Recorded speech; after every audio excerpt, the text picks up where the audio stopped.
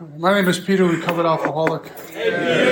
Grateful to be alive and sober and part of the sacred place called Alcoholics Anonymous. Thank you.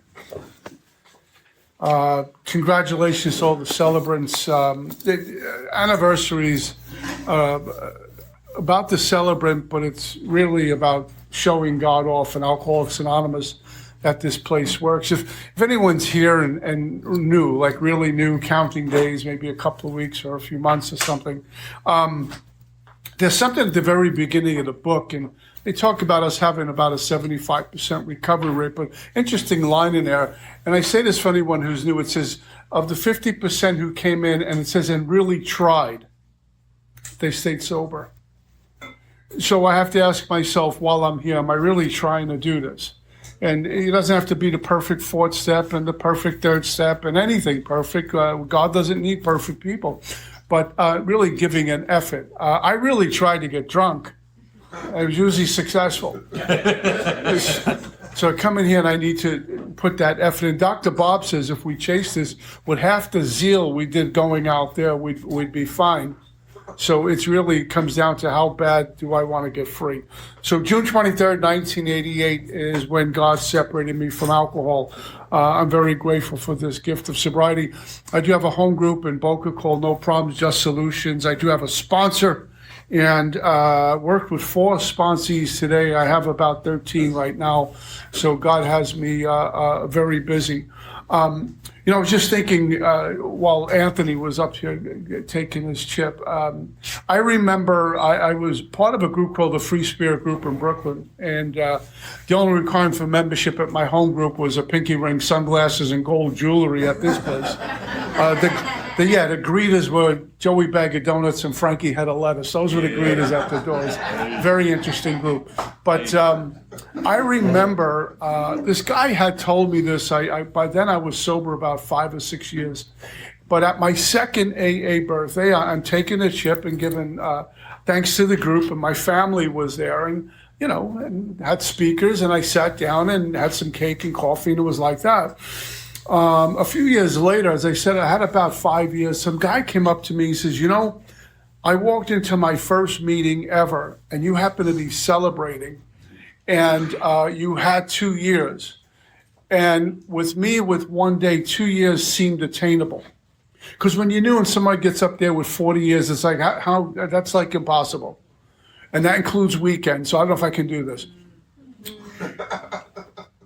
But 2 years, he says, was attained. He says, and that anniversary, when I saw you making 2 years, I walked out of there feeling like I might be able to stay sober again.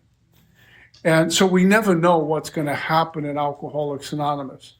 I didn't give any kind of acceptance speech. That was great. I just said thank you to the group and sat down pretty much. But he was able to identify or relate to 2 years isn't that far out. Maybe I can do this. And that guy stayed sober a long time until I left Brooklyn. So these are important nights when we make cakes and take coins, because there's someone who's usually sitting there who is too embarrassed to get up and take a white chip. Because it's a long walk if you're in the back. It's a long walk if you're here to come up here and tell everyone I got 1 day back. That's a tall order. So there's always someone sitting here who wants to get a chip, is too embarrassed, or even 30 or 60 or 90 days is too embarrassed. And then we have cakes. And my experience has been they're exciting. We're seeing someone who's been brought back from the dead and has a whole sober life in front of them. So I'm glad to be here. My assignment is 8, 9, and on the front end, we did a whole lot of work thus far in talking about getting to 8, 9, what that looked like for me. And the bumps in the road, and the mind constantly trying to tear this whole structure down. It will throw up roadblocks. It'll have me think of something that isn't very spiritual, isn't very encouraging, is pretty dark and depressing, and I'll listen to it for a second, and then the mind gives me a whole story behind it to make it really convincing. And the biggest enemy I'll ever fight is me, is my own thinking mind, not the soul. But what Alcoholics Anonymous has allowed me to do, and countless others, is get back in touch with the soul or the spirit, which is perfect, it's divine. It doesn't need to be fixed. And when I'm operating out of that place, I'm traveling light. When I'm not, I'm traveling heavy. So along the way, there were many times, even during the fourth step, where my mind would say, you don't really need to do this much work. There's a lot of heavy lifting. And I'm not writing a sex inventory because I got to share with another man, and I'm not going to go there. There's a lot of icky stuff in there. But if there's a name for it, it's already been done, and probably someone's done it a lot better. But that terminal uniqueness is like, mine is the worst story in the whole world. They're going to throw me out of the room. And how am I going to get to a fifth step? How am I going to knock on a sponsor's door and say, here's my life. Here's all my vulnerability. Here's as transparent as I can possibly be, oh, God has made me. I don't know if I want to take that leap, but we do. Because the Spirit's stronger than me. Next thing you know, I'm sitting down and flushing this stuff out, whether it's in one session or with me. It was like a couple of sit-downs with the sponsor, 3-4 times sitting down, a couple hours at a time. And we're always better on the way out when we're done. I know my very first fifth step, I didn't have any kind of revelations. I didn't feel closer to God. I made the prayer. Thank God from the bottom of my heart that I know Him better, but I was more relieved. And I felt like a part of Alcoholics Anonymous that I can saddle up with the bigger guys now because I did this thing called the fifth step. I had no idea what road was still ahead of me. And we live life forward and understand it backwards. I'm really grateful I didn't know what was ahead of me. Because very, very often, if I stop making plans and designs for me about the road I'm supposed to be on, it takes me away from the truth that I'm supposed to experience, and that's oneness with God. Because I'm too busy planning my own journey. It takes me away from the center. I'm supposed to be there. I'm supposed to have this. This people are supposed to be in my life. I should be married by now. I ought to have kids by now. I ought to be rich and famous. I'm in AA 30 days. How come it didn't happen yet? Hollywood hasn't called yet.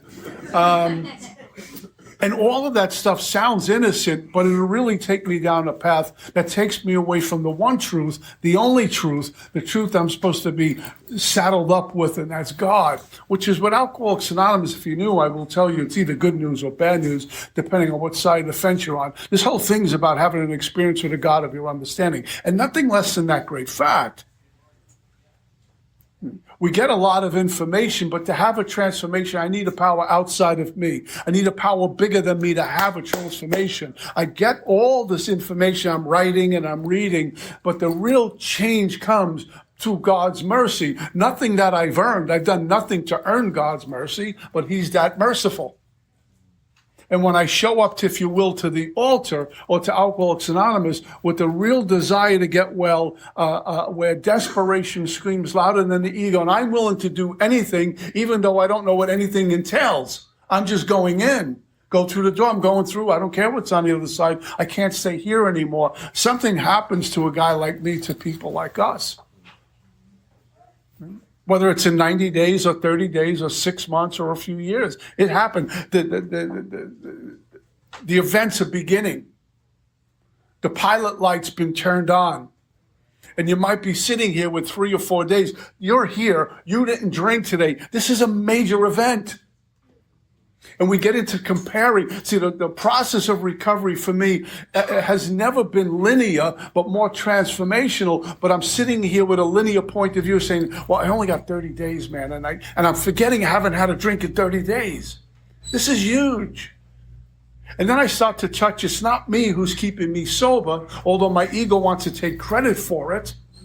It's not me who's keeping me sober. Something has me glued to a chair in a meeting called Alcoholics Anonymous without drink. I haven't drank before, and I'm going to get home and not drink. This is a huge event because those days add up to years. There was a woman, Marion Cleary, she's passed on, and she was used to come to my old home group in Brooklyn. And she was making 30 years. And I had maybe 1 year, year and a half. This was like unbelievable. She says, honey, why don't you give me the coin tonight? And I says, I got to ask you a question. I said, I'm new. How do you do this that long? She says, 1 day at a time. She says, I had 1 day a long time ago. And then she says, when I was really pretty. That's how she finished. You got 10 days, you're sitting in here, and you see a new white chipper come in who's got 1 day. Tell them how you got 10 days. Put yourself to work. Put yourself to work. Here's how I did 10 days. I made a meeting, 2 meetings a day, and I hang out with that crowd over there. I don't hang out with this crowd over here, because they collect white chips. We don't want to collect white chips.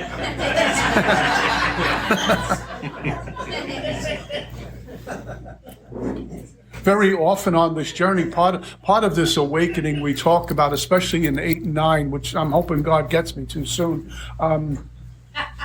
circumstances. I think because I'm sober, circumstances out there will change, but they may never change.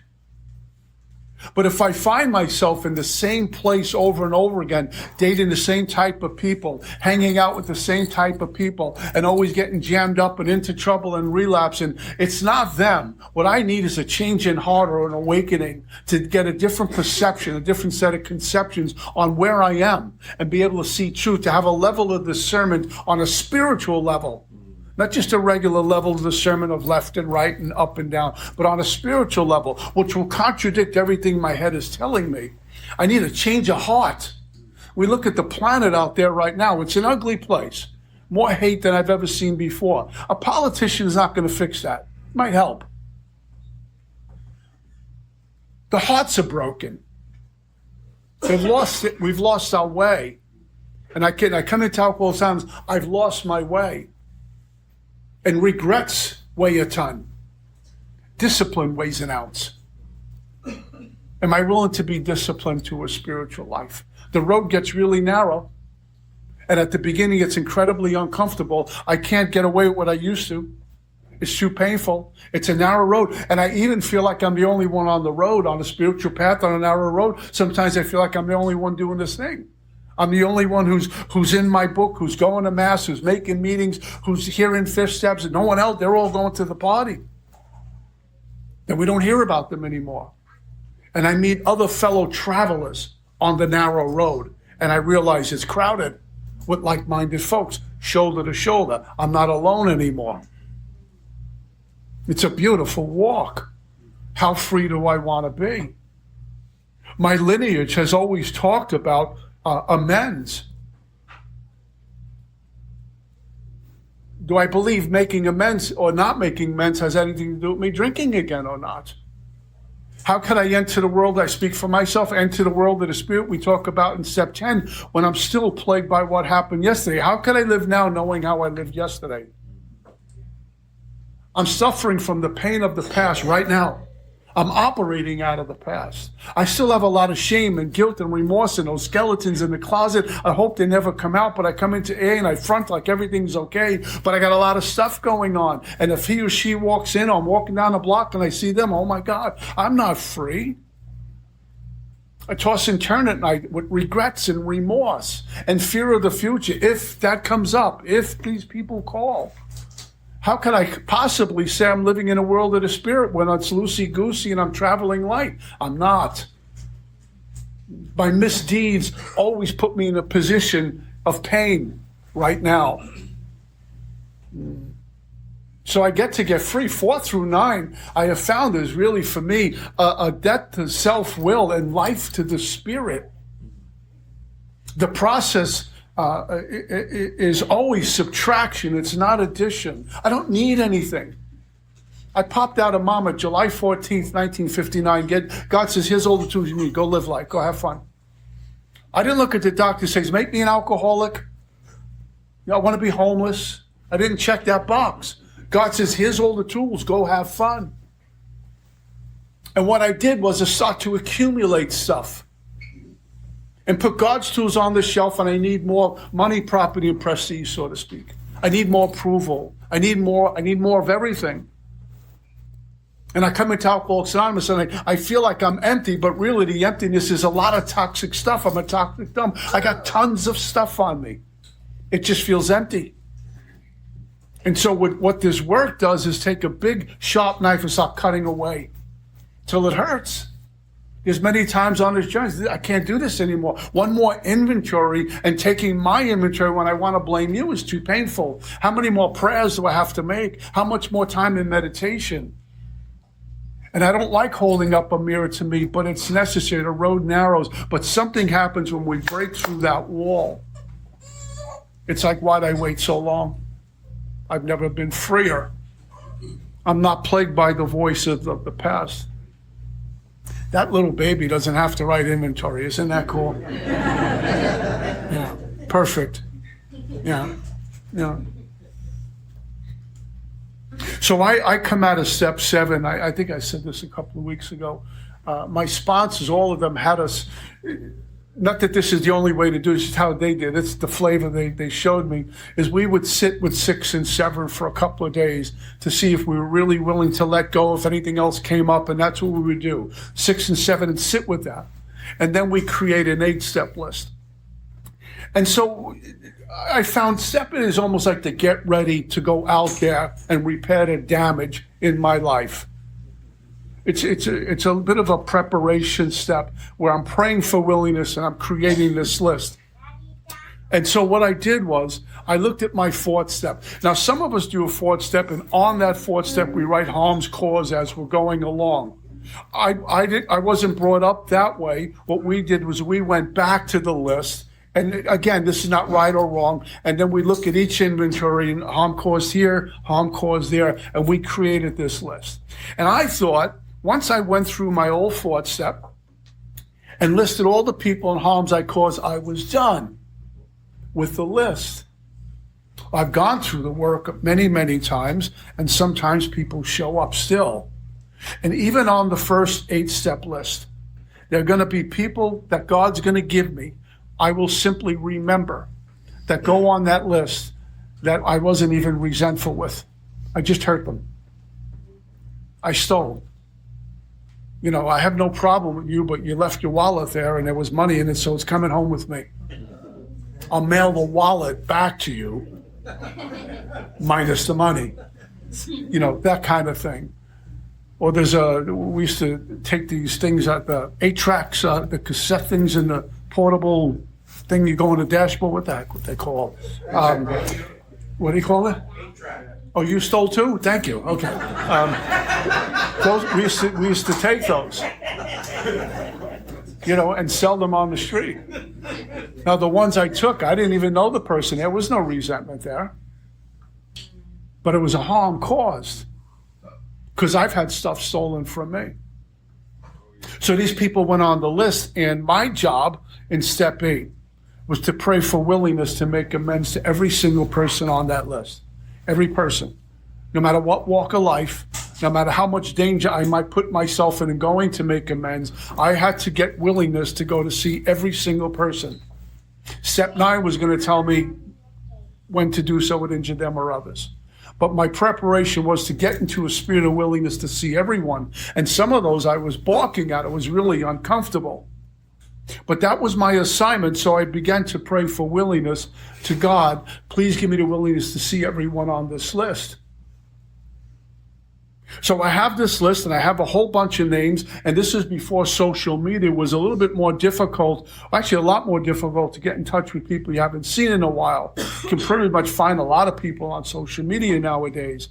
And so I would write down on an index card or a sheet of paper the person's name, if I had contact information, and what harm was caused. And a lot of these folks, I had no idea how to get in touch with them. It was, you know, John or Mary, and this was the harm caused, and that's all I had. And my sponsor says, well, God will give it to you, so why don't we go to God about this and start praying? If it's your will, please put this person in my life.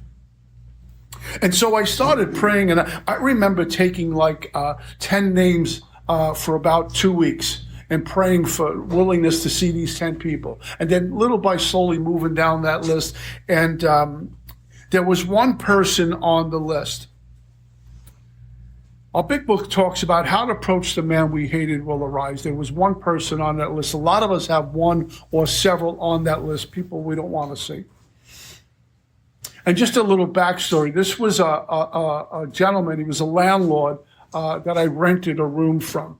And how I was able to get this little studio apartment was not any merit by me. My dad gave him the first month and the last month, found the place for me, and bought me a TV and a bed because Mr. Big Shot was busy getting drunk and in and out of treatment. So I get this little apartment, and I quickly wasn't paying rent. And my dad would show up like the cavalry and pay the rent. And then my dad got some Al-Anon muscles and stopped paying the rent. And then I was taking everything out of the place. I took the TV out. I had a little low boy kind of refrigerator. I tried to carry it out. It was too heavy. My dad had bought me some nice clothes and shoes, and he figured if I dressed nice, I'd feel better about myself, and that would appeal to me more than drinking. That's how naive my dad was about alcoholism. So I took the shoes and the boxes and the clothes and the garment bags and hustled them and sold them on the street. That's what kind of person I was. When I got thrown out of there, the sink was clogged up and the water turned green, and it was filthy. There was no sheets and pillowcases and a comforter on the bed. It was a bloodstained soiled mattress, and with cigarette holes in it, and like that. And I'm existing and arguing with the landlord pretty often, sneaking in at all hours of the night. There were a few times I did a little too much of something, and I'm staring out of a peephole for like 2 days. That's always fun. I know they're there. And after enough episodes, he threw me out. Almost burned the place down one time. And when he threw me out, he was very vulgar about it. He called me everything under the sun. I mean, just vulgar. And I wanted to seek revenge on the guy. Okay. What I didn't know was when I would disappear for like days at a time, that my dad had gone there looking for me. And the landlord's wife said, your dad was here looking for you. And he was like emotional. He had fear in his eyes. Whereas my son, I realized the impact of my illness on other people. So he threw me out. And fast forward, I'm sober. And I was dating my ex-wife and sitting in a restaurant on a Sunday afternoon having something to eat. And I didn't even order yet. I had just sat down, and I happened to look across the room, and there was this landlord standing there with a buddy of his. They were having some sort of family get-together in this restaurant, and he's eyeballing me from across the room. When your heart starts pounding and you feel your face go flush like you're busted. Well, the appetite went out the window. And I told the waitress I need to leave. And she thought something was wrong. I don't feel good. I need to leave. I wasn't feeling good. This was awful. I'm still in bondage. My past still owns me. I'm not free. I'm making meetings. I'm doing all these things. I am not free. How can I live now knowing how I lived then? It showed up face to face with me. How do I get past this? And I have nothing but venom for this man. How to approach the man we hated will arise. I'm not going to approach him. And I call my sponsor, and he says, wouldn't you be talking about you if you saw you in a restaurant? You owe the guy money. You owe the guy an amends. You need to sit with the guy. And I wasn't ready. And he said, well, we need to pray and write some more inventory on this. So I follow instructions. Thank God God's made me obedient. I wrote more inventory, ton of prayer for forgiveness and acceptance, and forgiveness and acceptance. I start saving some money. I owed him a nice $1. And I take money out of my paycheck each week and put it in an envelope and tuck it in a drawer. And one morning after prayer, got showered and shaved, and I was getting dressed. Pants, slacks, and a sport jacket. And I knew where I was going because God said, now. And the ground was fertile. It was time to go. Now, a day later, a day shy, it may not work. But this was the time. The ground was fertile. God says, go. And I was always told to suit up and show up. Not to, if I have an appointment, I'm going to go see somebody to make amends. Amends means change. Means I've changed too. I'm not going to show up looking like I commit a felony in about an hour after this amends is over. I'm going to suit up and show up. My Sunday best, if you will. I'm representing here. We're agents for God. How am I doing? So my sponsor, you dressed the part. One of my heroes is a guy named Pat Riley, and they just gave a basketball coach, and they just gave him a monument in L.A., and he said something which I love. He said, I wish the coaches would get dressed, because now they dress like they're ball players. He says it's leaders and people with authority should dress that way. Well, I'm going with God's authority. I ought to dress for an amends. And that's just for me, no one else in this room. I don't have the only way. So I show up to this guy's door, and his wife let me in, and she was really surprised to see me. And we had some conversation. She was very pleasant. Now, back in the day, she had a little daughter who was much bigger now, and she was pregnant, and she had a little one. And her husband was still kind of cold and stoic. He wasn't warm and fuzzy, but he did let me come into his house and sit down, and we had a conversation. I took the money out of my breast pocket, and I told him, I'm a member of Alcoholics Anonymous. I've been sober this long. I've harmed you while I was here. And I had this conversation. I also have some financial restitution. If there's anything I've left out, you need to tell me. If there's more money, I stand ready to fix it. I was wrong. I brought nothing but havoc to your life. It doesn't look like that for me anymore. What can I do to make this right? We had this conversation. And his wife got real emotional. She started crying, and that's when she told me the story about my dad. And they were both pleased my life had changed. They weren't afraid of me. And when I say afraid of me, not that like I was going to do a stick up. I'm not that guy. But I brought my disease into their living room, if you will. And now God allowed me to show up like a sober gentleman and have a cup of coffee like a person, like a gentleman. And so when I left, my life changed. Now, our book talks about how to approach the man we hated will arise, and sometimes the most difficult ones, I'm paraphrasing here, turn out to be the most beneficial. That is a huge understatement. Because if I didn't make this amends, I would not experience what I'm about to tell you. And I've shared this story from a million podiums. I never do it justice because you can't really there's no adjectives to describe God. We have God, okay, we got it. And then we tell stories and miracle stories about God, but we know inwardly that didn't do it. It was greater than that. That's God. I didn't know what was about to happen to me because I was walking down the steps leaving his house, and that's all I remember other than one thing. When I got to the sidewalk, my car was down the block, something happened. I couldn't feel my shoes touching the concrete. This was very clear. And then something happened as if I was shot up with this light, like I was enveloped in this yellow-white light. And if I tell you euphoric, that's not doing it justice. I can't even explain it. And I wasn't thinking, oh my God, I'm having an experience. I can't wait to go to home group. There was no time and space. We talk about rocket into a fourth dimension. It's kind of like that. There's no time, there's no calendar, there's no space. You're present, but you're not. And I remember my eyes watered up with like tearful joy, tears of joy. And I don't remember getting to the car. And I don't remember driving home. What I do remember is putting the key in the door. And as if all the weight that was on my back was gone. I was euphoric. I was light. All the problems that I thought were problems prior to making that amends, the rent, the bills, the credit cards it was like meaningless. It's nothing. It's life. It's just life situations. It was one of those moments, those God winks, where we know we're known by our Creator. If I didn't make that amends, I wouldn't have that story to tell you. My life may not be the same. We just don't know. God was prepping me, priming the pump to enter the world of the Spirit, and showing me in a story like that, I gotcha. Trust me. This looks scary, looks difficult. It's the boogeyman. There's nobody there. When I do the right thing happens. When it's about me, maybe not.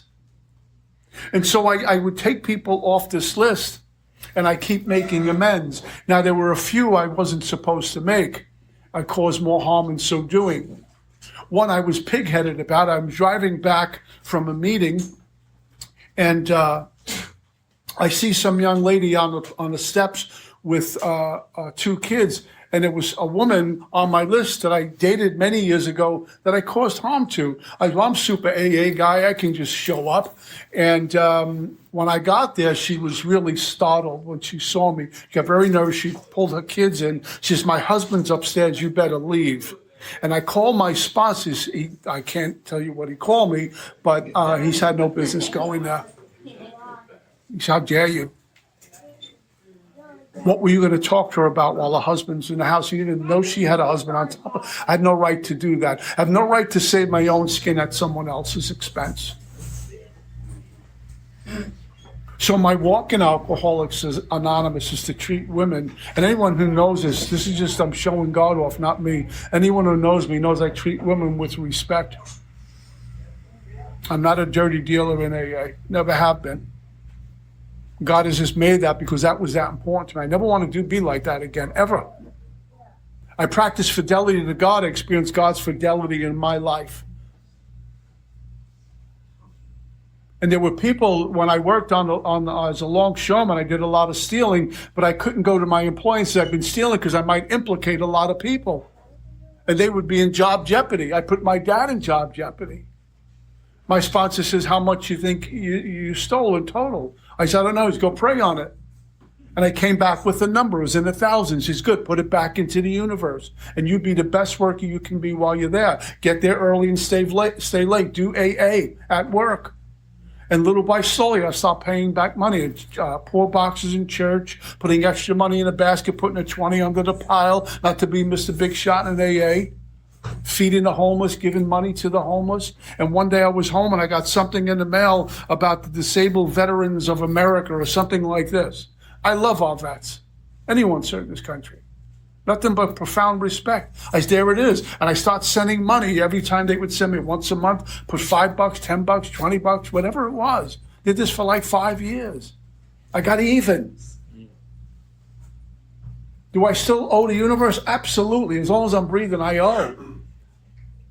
But I'm not haunted by the past anymore. I'm not that good, but God is that great.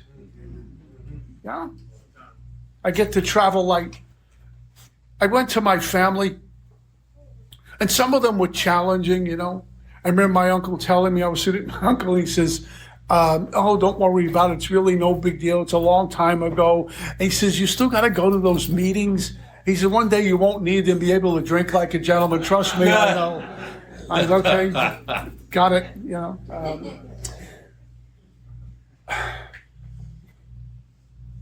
My sponsor encouraged me, but didn't tell me that with my brothers and my dad to walk this out a while. Because, just saying an apology is really in defense of myself. Make me feel better, accept the apology so I'm off the hook. And the amends is change.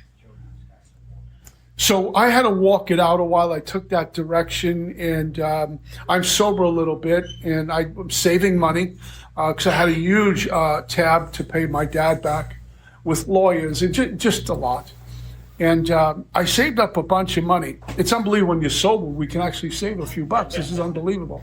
And one day I sat with my dad. I asked him if I could have some time. And we sat down, and he was curious why I was so serious, you know. And I began to talk to him, and I went into my breast pocket, and he said, what is this? I says, I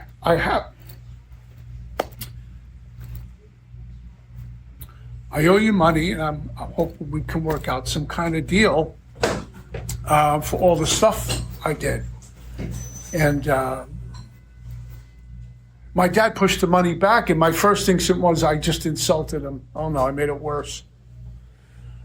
And he said to me, all I ever wanted was my son back.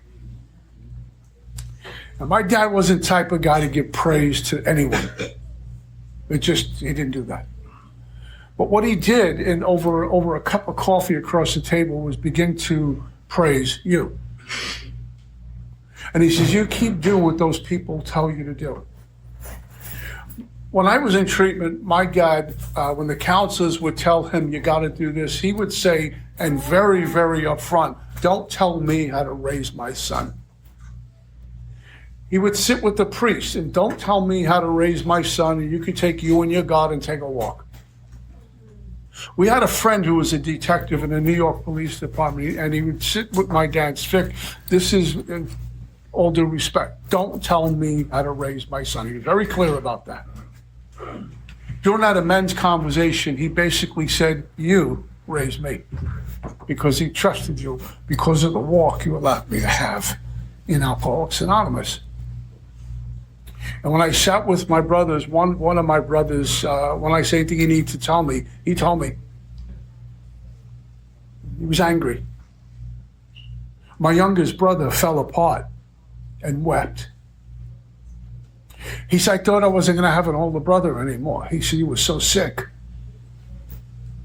You know, arrests in emergency rooms, and we didn't even know where you were for a long time. I was able to touch, not that I needed to touch it, but to touch it again as to the damage I caused and how important this was to make it right. Suffice to say, my dad and I had a beautiful relationship until he passed, and my brothers and I are close enough. We trust each other. There was a time there was no trust. We trust each other. And over the years, I've made many amends. One took 17 years to make. Couldn't find the person. And through social media, believe it or not, I found it. Another one was 20 some odd years into, I had just moved down here, and this person showed up on social media. Are you Peter Marinelli from 70th Street where I grew up? Oh my God, I thought you were dead. And this woman was on my list. I said, can we talk? We had a conversation, and she said to me, what do you mean you're alcoholic? What is that? So I'm giving her the first step. And she says, you mean you can never drink? I said, no, I can drink. I just can't stop. That's the problem.